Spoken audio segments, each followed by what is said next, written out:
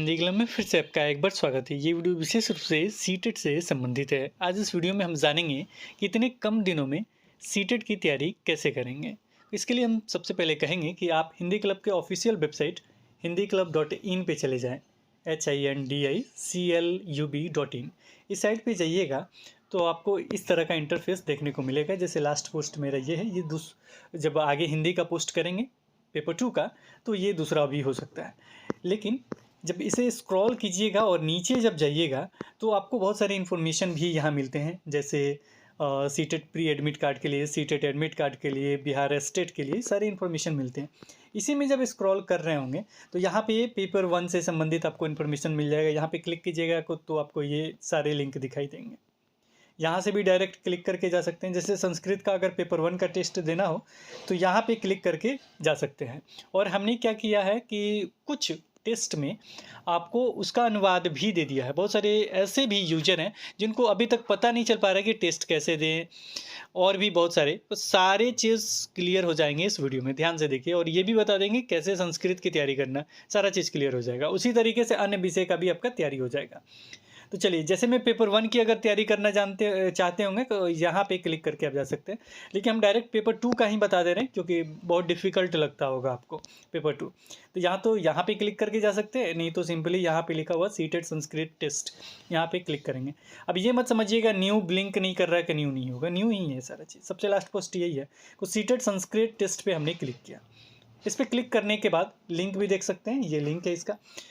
Direct यहाँ पे भी क्लिक करके जा सकते हैं, नहीं तो सिंपली आपको इस तरह का जैसे मतलब जाइएगा उस पर क्लिक करके इस तरह का इंटरफेस आपको देखने को मिलेगा। जितना इस बार एग्ज़ाम हुआ है ऑनलाइन वाला, सारे क्वेश्चन हमने यहाँ डाल दिए हैं। यानी पिछली बार जो हुआ था दिसंबर से जनवरी तक, वो सारे क्वेश्चन यहाँ पे अवेलेबल है।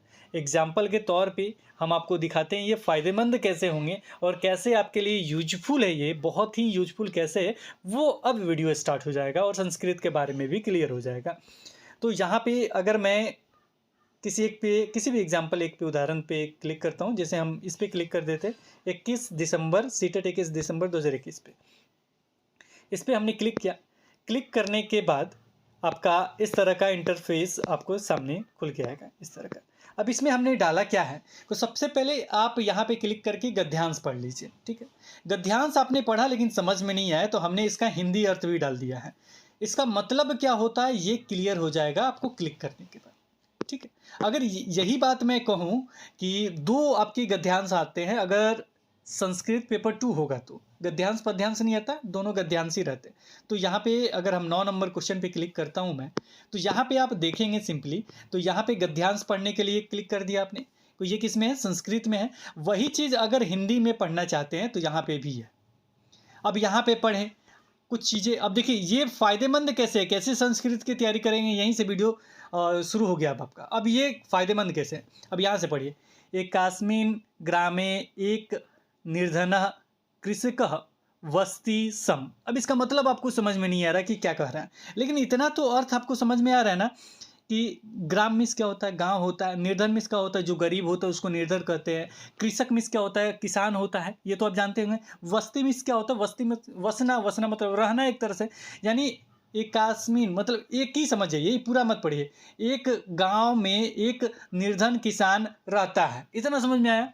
कुछ भी सम का मतलब नहीं जानते छोड़ दीजिए, जो नहीं जानते हैं उसका मतलब छोड़ दीजिए। अब संस्कृत में जो भी आपने ट्रांसलेट किया टूटा फूटा, उसका मतलब यही आपने टूटा फूटा किया। अब वही चीज़ हिंदी में भी देखिए क्या लिखा हुआ है, एक गांव में एक गरीब किसान रहता था। कोई भी दिक्कत हो रहा है बाबू, दूसरा पढ़िए आगे क्या लिखा है। स्व से लिखा है स्वलप भूखंडस्य स्वामिसत्य, ऐसे करके लिखा हुआ है। तो ये क्या है, स्वामी मतलब क्या, मालिक। स्वामी मत क्या होता है, मालिक। स्वल्प स्वलप मीन्स क्या होता है नहीं समझते होंगे। तो स्वलप मीन्स या तो मतलब छोटा हो सकता है, चाहे कुछ हो सकता है, ये हो सकता है। लेकिन भूखंड मीन्स क्या होता है, भूखंड मीन्स जमीन का टुकड़ा। तो सौ मीन्स वह होता है। थोड़ा सा मतलब जो नहीं समझ में आ रहा है यहाँ पे समझ में आ जाएगा। सौ मीन्स वह होता है, स्वलप मीन्स कुछ होता होगा, भूखंडस मीन्स होता है मतलब भूखंड, यानी भूखंड मतलब क्या, जमीन का टुकड़ा। भूमि भूमि होता है, भूखंड यानी भूमि भूमि, भूमि का एक खंड है, यानी जमीन का एक टुकड़ा है। कुछ समझना ही नहीं है। ये इसको पढ़ लीजिए, बहुत उटपटांग लिखा, लेंगे पढ़िएगा क्या, स्वामी लिखा हुआ लग रहा है, स्वामी जैसा दिखाई दे रहा है। चलिए, स्वामी मिस मालिक होता है। अब इसका देखिएगा तो यही चीज़ लिखा हो गया, वह छोटी जमीन का मालिक था। नीचे में देखिए, ये छोटी जमीन का मालिक था। आगे लिखा है परंतु, परंतु का मतलब होता है किंतु, तस्य प्रतिवेशी विस्तृत भूखंडस्य, और उसके बाद स्वामी पढ़ लीजिए, यानी मालिक था। ठीक है, नहीं आता है संस्कृत, कुछ भी नहीं आता है, तो ऐसे ध्यान से पढ़िए ना, कुछ नहीं होने जा रहा है। डरते हैं आप केवल संस्कृत से और कहते हैं तैयारी नहीं होता, पढ़िए इसको। परंतु मिस क्या होता है, किंतु, लेकिन, परंतु, जो भी समझे वो। आगे क्या लिखा गया, तस्य, तस्य मिस जो भी हो, तस्य मिस उसके आसपास का कुछ होगा। प्रतिवेशी मिस होता है क्या, पड़ोसी। विस्तृत मिस क्या हो गया, विस्तृत मिस बड़ा, विस्तृत मिस क्या, पूरा, पूरा लेके समान समझिए। विस्तृत मिस आप समझते हो, पूरा समान। भूखंड, यानी भूखंड मिस क्या होता है, जमीन। यानी प्रतिवेशी विस्तृत भूखंड से जो मालिक था वो, यानी जो उनका पड़ोसी था, लेकिन उसका पड़ोसी बड़े जमीन का मालिक था। पढ़िए इसमें, उसका पड़ोसी बड़ी जमीन का मालिक था। कोई अंतर नहीं जाने वाला है, पढ़िए ध्यान से, एकदम निश्चित अर्थ निकल जाएगा। आगे आपको समझ में नहीं आएगा, स्मार्त कारणादेव प्रतिवेशी धनवान आसित, यही नहीं पढ़ना चाहते। प्रतिवेशी मिस अभी आपने जाना कि पड़ोसी होता है, धनवान आसित। अब अस्मात का मतलब नहीं जानते, छोड़ दीजिए। कारण, कारणादेव का मतलब जानते हैं, किसी, इसी कारण से, एक तरह से समझिए कारणादेव से हो सकता है इसी कारण से लिखा हो, प्रतिवेशी पड़ोसी धनवान था। कुछ करना ही नहीं है बाबू, वो पढ़िए इसमें, इसी कारण से पड़ोसी धनिक था। ऑटोमेटिक उसका हिंदी अर्थ निकलेगा। 2-3 शब्द पकड़िएगा हिंदी अर्थ, 1-2 बार पढ़ लीजिएगा हिंदी उसका, देख लीजिएगा ना, 2-3 आप उसका हिंदी और संस्कृत पढ़ के समझ लीजिए, आगे से आपका हो जाएगा। तो मुझे नहीं लगता है कि आपको कोई भी परेशानी होने जा रहा। आगे फिर पढ़िए, सह, स्वयं, स्वयं मिस क्या होता है, स्वयं किस, स्व मिस हुआ, हम अभी समझा दिए। और स्वयं मिस क्या हुआ, खुद का। आगे क्या लिखा है, कृषि कार्य, नाकरोत, नाकरुक में क्या होता है, नाकरोत। अब समझिए नाकरोत मिस पता नहीं क्या होता है, अब घबराइए नहीं, हिंदी में क्या होता है, नामिस का होता है नहीं, तो समझ जाइए। वह स्वयं कृषि कार्य नहीं करता है, कुछ करना नहीं, स्वयं यानी वह, स्वयं यानी खुद से, कृषि कार्य, कृषि मिस किसान वाला कार्य जो होता है। नाकरोत मिस का होता है, नाकरोत समझिए पता नहीं क्या है, नामिस नहीं होता है ना, बस नहीं करता है। पढ़िए इसका हिंदी, हम तो पढ़े भी नहीं। वह खुद कृषि कार्य नहीं करता था लगा दिया, चलिए, मतलब था थी, जो भी चलेगा वो चल जाएगा पैराग्राफ में बस। तस्य क्षेत्रे श्रमिका कार्य कुर्वन्ति सम, तस्य क्षेत्रे, अब तस्य का मतलब ऊपर भी देखे हैं, चाहे अभी देख लीजिए। तस्य क्षेत्रे यानी उसके जो उसका खेत था, वो क्षेत्र में उसका जो क्षेत्र था। श्रमिका, श्रमिका में श्रम करने वाला जो होता है उसको कहते हैं, यानी जो मजदूर होते हैं वो कार्य कुर्वन्ति सम। जाहिर सी बात है वो काम नहीं करता है, कोई दूसरा कोई करता होगा, जो श्रमिक है वो कार्य करता था। पढ़िए उसको, उसके खेती में मजदूर काम करते थे।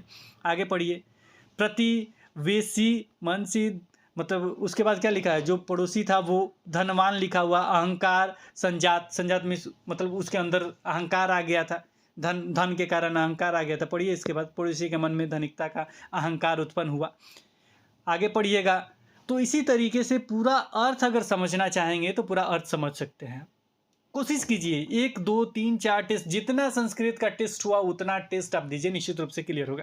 एक चीज़ और संस्कृत में बता दें, कुछ क्वेश्चन रिपीट भी हुए हैं।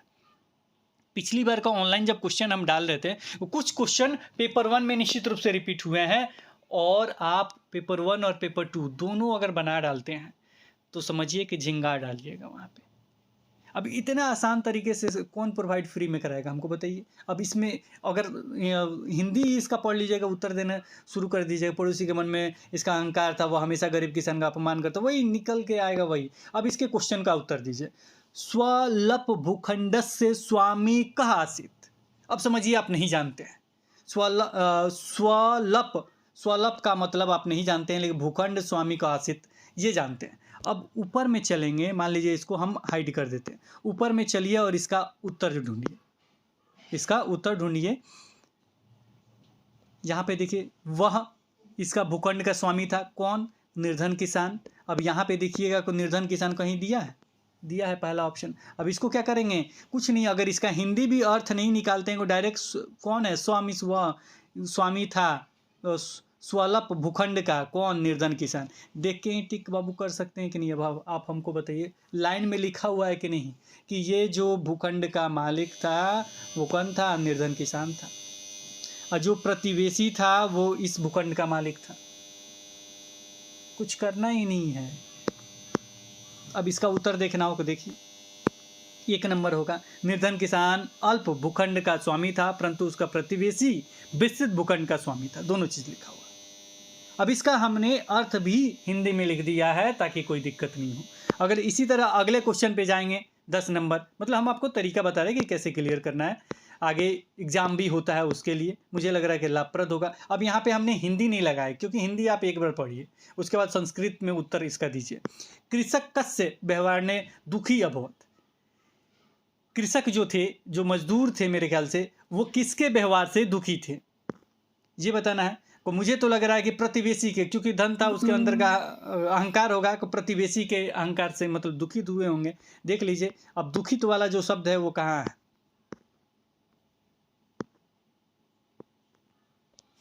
अब देखिए ये क्या लिखा है बाबू, अन्यन प्रतिवेशी व्यवहारेण निर्धन कृषक दुख भवत। निर्धन किसान जो थे, कृषक जो थे वो दुखी थे। यहाँ पे भी वही लिखा है, किसान जो है व्यवहार से दुखी थे। किसके? अन्य प्रतिवेशी के। केवल शब्द देख के ढूंढना है और टिक करना है। इसके व्यवहार से, देखिए यहाँ व्यवहार लिखा है ना, किसके व्यवहार से? इसके व्यवहार से दुखी थे। केवल देखना है, टिक करना है। अब उत्तर देखिए, नहीं भी उसका हिंदी किए रहिएगा तो उत्तर बताइए। 2 नंबर हुआ। कुछ करना है, कुछ इसमें ग्रामर वाले जो क्वेश्चन होंगे वो पोर्शन आपको पढ़ना होगा। अगले क्वेश्चन पे चलिए।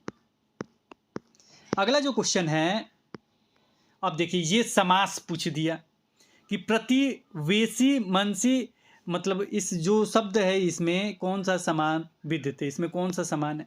अब इसमें जो समास है, कुछ समास संस्कृत में आपको आना चाहिए। अब समझिए कि समास के बारे में थोड़ा भी आपको आइडिया नहीं है, तो इसके लिए क्या कीजिएगा, तो इसके लिए आप पढ़ना पड़ेगा। जैसे में समास आ गया, मतलब लकार आ सकता है, विभक्ति आ सकता है, प्रत्यय आ सकता है, उपसर्ग आ सकता है। तो ये क्वेश्चन जब आएंगे और आपको उसके बारे में आइडिया नहीं होगा कि इसका उत्तर क्या होगा। जैसे इसी का उत्तर क्या होगा। अब मान लीजिए आ गया द्वंद्व, ऑप्शन में आया द्वंद्व। द्वंद्व क्या होता है, को अब हिंदी में आप पढ़े होंगे कि द्वंद्व, जो हिंदी में पहले भी वीडियो मैंने बनाया है, कि न जो है, ये वाला न जो होता है, इसको हम मानते हैं माइनस का साइन। ये कोई मतलब ये नहीं है कि कुछ है, ये मेरे समझाने का तरीका है। ये मैं जो माइनस का साइन जो बता रहा हूँ, ये मेरे समझाने का तरीका है, क्योंकि आपके दिमाग में एकदम चुंबक की तरह फिट हो जाए कि जब इस तरीके से द्वंद्व लिख के आएगा तो समझिएगा माइनस का साइन। माइनस का साइन मतलब क्या होता है, रात और दिन के बीच में माइनस का साइन लगाते हैं। याद रखिए, कभी कभी हम नहीं कह रहे हैं एक ही शब्द, दोनों शब्द रिपीट करेगा वो नहीं कर रहे हैं। रात दिन हो सकता है, माता पिता हो सकता है, कोई ये किससे संबंधित हो जाएंगे, कोई द्वंद्व समास से संबंधित होते हैं। न है संस्कृत में देखिएगा तो यही च लिख देता है। क्या लिख देता है? माता च पिता, माता च पिता।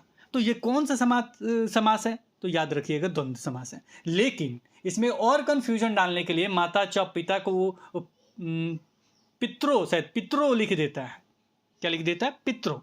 तो पित्रो में इसका हो गया माता च पिता, यानी माता पिता दोनों को। थोड़ा सा संस्कृत के वर्ड भी आपका जानना चाहिए, और नहीं तो याद रखिएगा जैसे वृद्धि आनी हो गया, मतलब कोई 2 शब्द मिलेगा एक दूसरे से संयुक्त मिलेंगे तो समझिए कौन सा समास है, द्वंद्व समास है। क्लियर हो गया।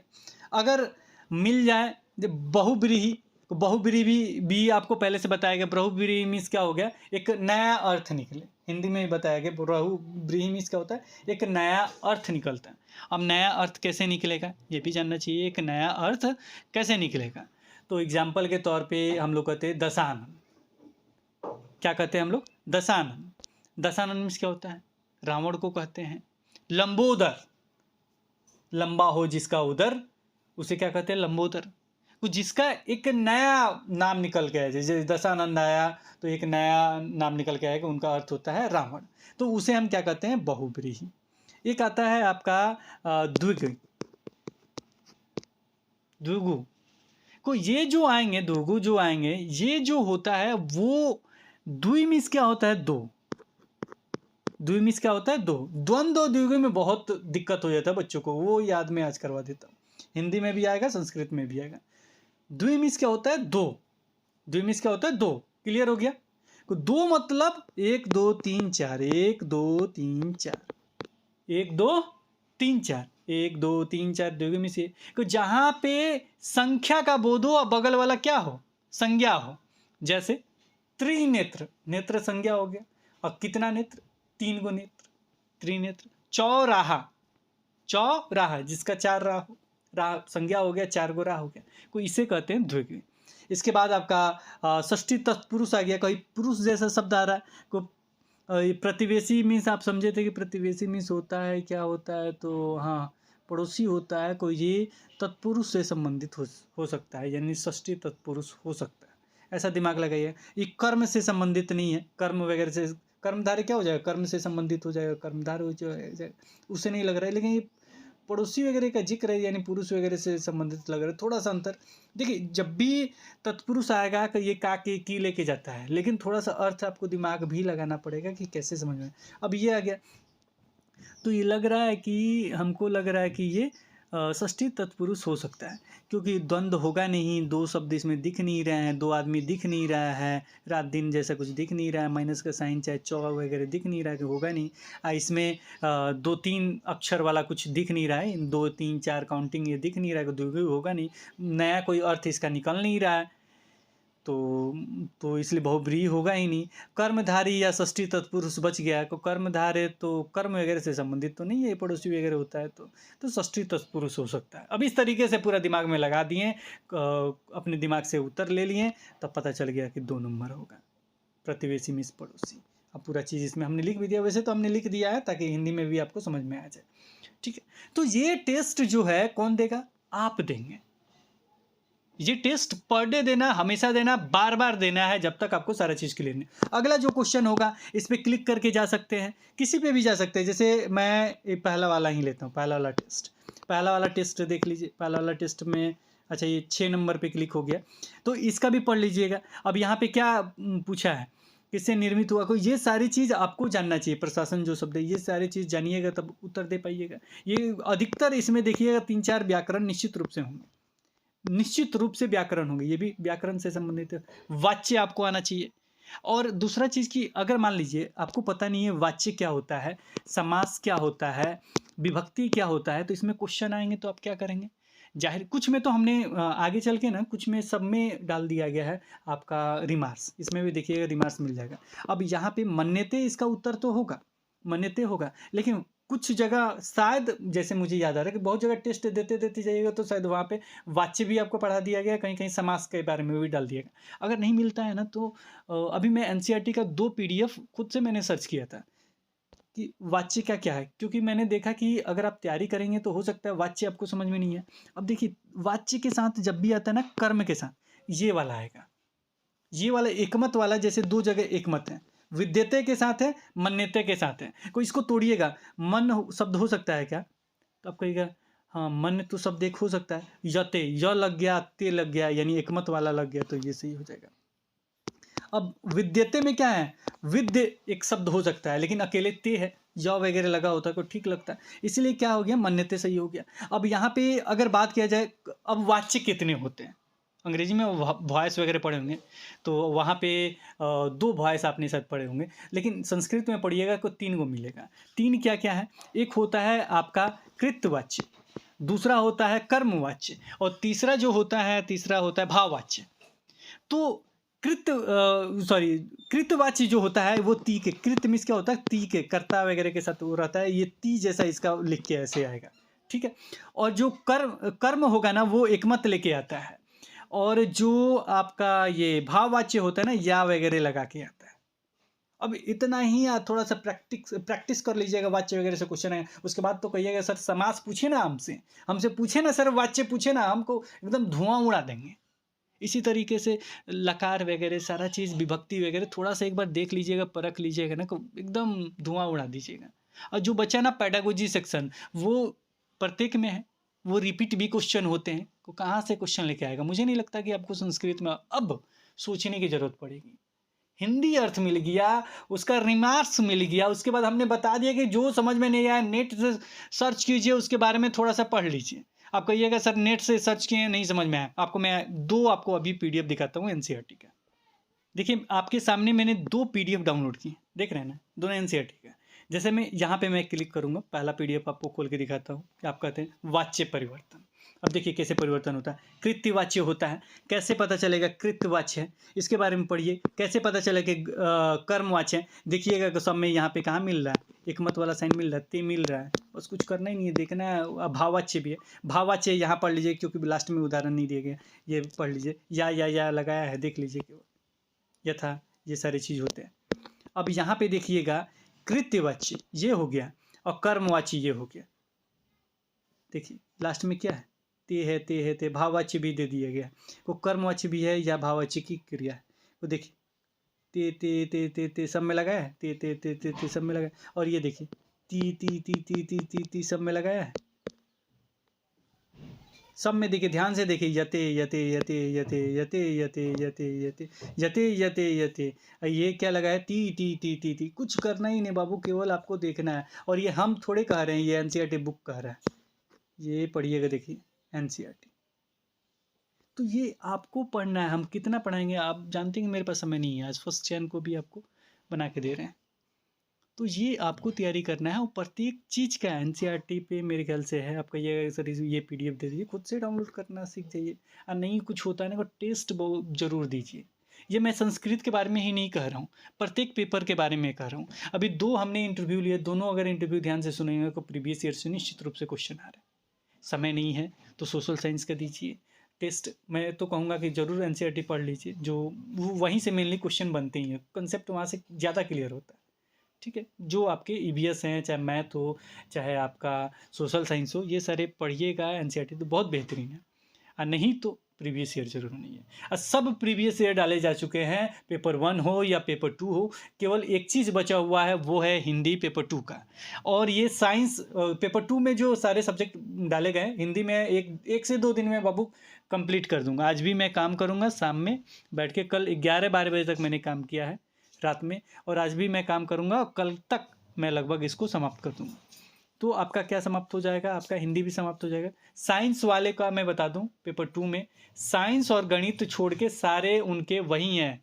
सोशल साइंस के लिए जो बनाया गया वो साइंस के लिए भी है, तो साइंस वाले दें पेपर 2 का सारा। बाल विकास दें, संस्कृत दें, हिंदी में डाल देता हूँ हिंदी दें। बचा उनका साइंस और मैथ का, मैं कोशिश करूँगा कि उनका साइंस में डाल दूँ, मैथ नहीं हो पाएगा, समय का बहुत अभाव है। हो सकता है मैं केवीएस का कैसे तैयारी करें, जो अभी केवीएस में टीचर हैं, पीआरटी टीचर है, पीआरटी खास करके टीचर है, उनको मैं लेके आने की कोशिश कर रहा हूँ शाम को। आप लोग जुड़िएगा, अगर आप खाली समय में रहें तो ज़रूर जुड़िएगा, अपने प्रश्नों को पूछिएगा, ताकि मैं भी चाहता हूँ, मैं जिसको भी लेके आता हूँ, चाहे कोशिश करता हूँ, मैं चाहता हूँ कि आप क्वालिफाई हो, मैं पढ़ाऊँ तो आप क्वालिफाई हो। अब इसी तरीके से समाज का अगर आप पूछ रहे हैं, तो चलिए ये वाला पीडीएफ देखिए, ये समाज का ही है, 9वां अध्याय है, कैसे कैसे बना है, क्या क्या होता है, वही वय तत्पुरुष द्वंद्व बहुब्रीहि के 2 भेद भी हैं, कर्मधारे द्विगु। और केवल देखना वैभव का यथाशक्ति वगैरह होता है, यथाशक्ति तो पहले ही होता है, ये सारे होते हैं, केवल देखना है आपको, एक बार देख लीजिएगा। तत्पुरुष देख लीजिएगा कैसे होता है, शरणं प्राप्त, शरण में जो प्राप्त होता है, द्वितीय पुरुष है, तृतीया है, चतुर्थी है, पंचमी है, षष्ठी है, केवल आपको देखना है। काके की से मतलब हिंदी में जुड़ जाता है। कर्म धारे समास क्या होता है उसके बारे में है। इसके बाद आपका आएगा द्विगु समास में, तो ये देखिए सब में हमने कहा कि क्या कहा, 7, 5, त्रि, देख रहे हैं, त्रिमिस क्या होता है, 3 होता है, सप्तमिस क्या होता है, 7 होता है, पंचमिस क्या होता है, 5 होता है। तो ये सारे केवल देख के द्विगु को पहचान लीजिएगा। द्वंद्व को, द्वंद्व में देखिए च लिखा है यहाँ पे, देखिए च। अब यहाँ पे पढ़िए, राम कृष्ण एक साथ हैं, पार्वती परमेश्वर एक साथ है, सीता राम एक साथ हैं, पुत्र कन्या एक साथ है, राधा कृष्ण एक साथ हैं, धन जन यावन एक साथ हैं। कुछ करना ही नहीं, केवल देखना है दो शब्द जब एक साथ जुट जाए तो समझिए किसका है, द्वंद्व का है। इसको कैसे लिखते हैं, द्वंद्व, बीच वाला माइनस, इन दो शब्द जुड़े रहे, ये भी वही है ये भी वही है, ठीक है, बीच में माइनस से जुड़े। इसी तरीके से आगे है, मतलब सारा चीज़ आपको देखना है, चौ इसमें चौ मिल जाएगा। अब देखिए हमने जो कहा था, नहीं वो नहीं मिला, आप एक बार देख लीजिएगा, माता पिता वाला को क्या कहते हैं एक बार देख लीजिएगा, मुझे जहाँ तक याद था वही बताया। बहुब्रीही में, बहुब्रीही भी हमने बताया, किसको कहते हैं, इनको कहते हैं दशानन, हमने बताया था। देखिए इसमें भी, हिंदी में भी आपने पीताम्बर भी दिया है कोई, ये हिंदी में भी हमने बताया, संस्कृत में भी वही होता है कि हिंदी के लिए पढ़े हैं तो संस्कृत के लिए भी पढ़ लीजिएगा, कुछ करना ही नहीं है। देखो देखो देखो देखो, मिल गया बाबू, ये देखो, माता च पिता च पितृ, आ गया, कुछ करना ही नहीं है। माता पिता को कहा जाए, पितृ कहते हैं, पिता इसको कहते हैं, ये कहते हैं, कि ये सारी चीज़ केवल आपको पढ़ना है। क्या करना है, ये पढ़ना है, केवल आप पढ़ लीजिएगा, पूरा समास क्लियर हो जाएगा। इसी तरीके से एक एक करके सारा टॉपिक पढ़ लीजिएगा। मुझे तो आशा नहीं, पूर्ण विश्वास है कि संस्कृत में भी आप अच्छा करके आएंगे, डरिएगा नहीं। क्या करना है, डरना नहीं है, देना है तो एकदम अच्छे से देना है। अगर लगातार आप लगातार संस्कृत के सभी टेस्ट, पेपर 1 पेपर 2 के सभी टेस्ट अगर बना लेते हैं, और एक एक जो नहीं आ रहा है, जैसे लकार नहीं आ रहा है, चाहे प्रत्यय नहीं आ रहा, उसको ढूंढ के एक दो बार रट लेते हैं, समझ थोड़ा सा समझ लेते हैं, थोड़ा बहुत समझ लेंगे, मैंने एक बार PDF देख लिए, थोड़ा सा समझ लिए, तो एक ही दो क्वेश्चन गलत हो गया, बाकी सब तो एक धुएं की तरह उड़ा दीजिएगा निश्चित, क्योंकि उसका हिंदी अर्थ नहीं मिल रहा था। हिंदी अर्थ मिल गया, फ्री में टेस्ट मिल गया, और डेली का डेली हम टेस्ट दे रहे हैं, डेली समझ रहे हैं, वही चीज़ों को समझ रहे हैं, तो वही ना पूछेगा, क्या पूछेगा, वही पूछेगा, एकदम गर्दा उड़ा दीजिएगा, चिंता मत कीजिए। और प्रत्येक पेपर का ये नहीं कि संस्कृत पे हमने वीडियो बना दिया है कि वो संस्कृत ही केवल पढ़ेंगे, नहीं, प्रत्येक सेक्शन पे तैयारी कीजिए। सोशल साइंस पे पकड़ होना चाहिए, अगर सोशल साइंस के विद्यार्थी हैं, सोशल साइंस पे पूरा, मतलब इतिहास, नागरिक, भूगोल, जो भी है सारे पे पकड़ होना चाहिए, सभी का टेस्ट दीजिए।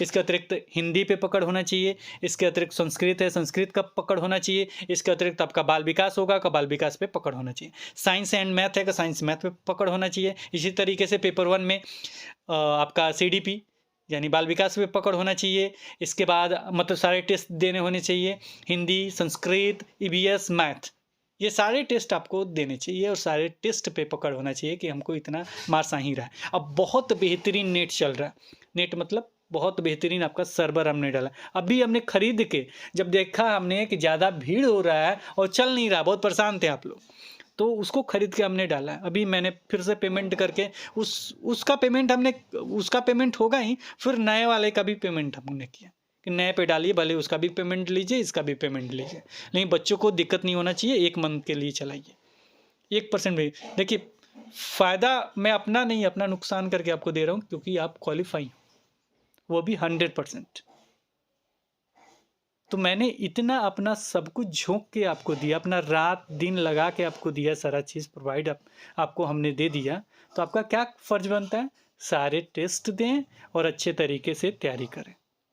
आई बात समझ में, इसलिए हमने सब कुछ किया। सब कुछ मैं दे ही दूँ, आप यूज ना करें, इस्तेमाल ना करें, ना ट्राई करें, ना कुछ भी। हाँ मन किया तो 1 टेस्ट दे दिए, मन किया कि 10 क्वेश्चन बना लिया, अब नहीं मन कर रहा, तो वही होगा। वहाँ पे भी जब एग्ज़ाम देने जाइएगा तो वही हाल होगा।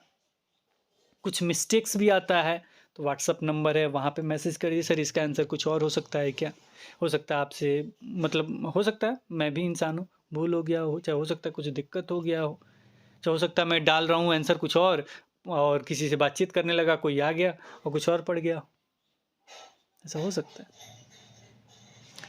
तो ये भी हो सकता है कि इसके लिए व्हाट्सअप पे स्क्रीनशॉट भेजिए, उसको वेरीफाई करूँगा, उसका आंसर की मैं भेजूँगा। इसी तरह से बहुत सारे बच्चों को मैं भेजता हूँ, उसके बाद खुद से आप क्लियर होइए क्यों सही है क्यों नहीं सही है। इसमें तो रिमार्क्स वगैरह पड़ा हुआ होगा, कुछ चीज़ें क्लियर हो जाएगा। संस्कृत है, मैं जानता हूँ कि टफेस्ट होता है, लेकिन मुझे नहीं लग रहा कि आपको कोई दिक्कत हो रहा होगा, ना ही होने दूंगा मैं। बस आपको तैयारी करना है। वीडियोस मेरे कम आ रहे हैं उससे कोई मतलब मत रखिए, बस बनाइए और EVS में अगर कुछ है पॉइंट उसे याद कर लीजिए। वो हाथी हो, कोई भी बाघ हो या स्लॉथ हो, कोई भी जानवर है, पूरा पॉइंट उसका याद कर लीजिए। ओक हो, रेगिस्तानी ओक हो, या जो आपका राजस्थान में जो खिचड़ी है वो हो, चाहे जो भी हो, सारा टॉपिक क्लियर कीजिए, सारा टॉपिक पढ़िए। तो आज इस वीडियो में इतना ही, फिर मिलेंगे एक नए वीडियो के साथ। तब तक देखते रहें, बने रहें हिंदी क्लब पे। धन्यवाद, बाय बाय।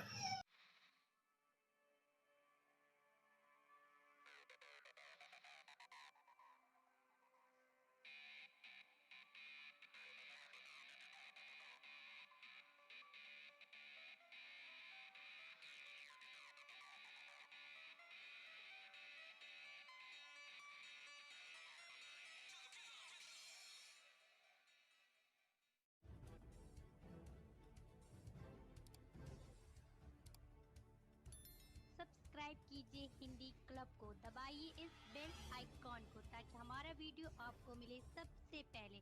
शेयर करें अपने दोस्तों के साथ ताकि वो भी इसका लाभ उठा सके। ये सब बिल्कुल फ्री है।